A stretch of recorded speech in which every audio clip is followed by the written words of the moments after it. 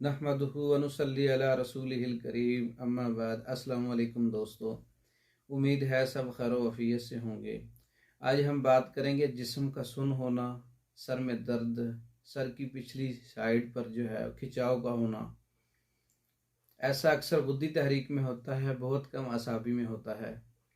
अगर बुद्धि तहरीक के अंदर जिस्म का सुन्न होना हो, सर में दर्द हो, खिंचाव हो, ये थोड़े वक्त के लिए होगा और वक्फे वक्फे से होगा। अगर ऐसा बुद्धि तहरीक में होगा तो हिस्से लमस नाकस हो जाती है इससे। अगर ऐसा बुद्धि तहरीक में होगा तो एहसासात की कमी हो जाती है। अगर ऐसा बुद्धि तहरीक में होगा तो जिस्म में गर्मी बढ़ जाएगी और नींद की कमी हो जाएगी, खुश्की और गर्मी बढ़ जाएगी।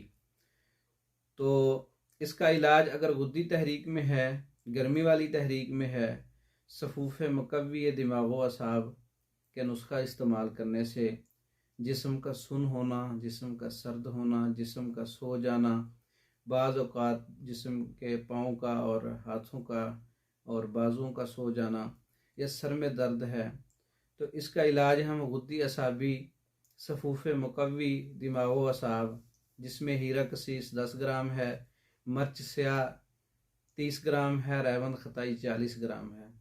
इसका तमाम चीज़ों का पाउडर करके सुबह दोपहर शाम ये आधा ग्राम पानी के साथ इस्तेमाल करने से जिस्म में एक नई ताकत आ जाती है और चुस्ती और तवानाई आ जाती है, जिस्म चुस्त हो जाता है।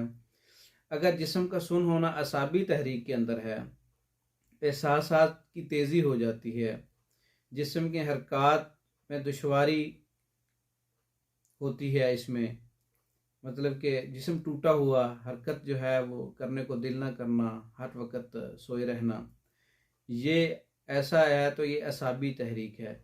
असाबी तहरीक बलगमी तहरीक, रतूबात वाली तहरीक, सर्दी वाली तहरीक होती है।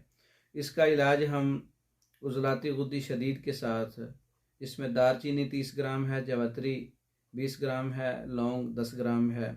दिन में 3 से 4 बार लौंग और दारचीनी के गावे से इस्तेमाल करें तो जिस्म का सुन्न होना और सर का दर्द, सर की पिछली साइड पे जो खिंचाव है, तहरीक के मुताबिक इलाज कर सकते हैं। इसके अलावा मर्दों के अमराज और मुकम्मल कोर्सेज़, औरतों के अमराज और मुकम्मल कोर्सेज़ बज़रिया डाक मंगवाने के लिए हमारा व्हाट्सएप नंबर 036316 999।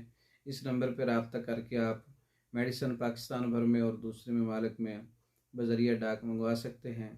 दूसरी वीडियो तक के लिए इजाज़त दें। अस्सलामु अलैकुम।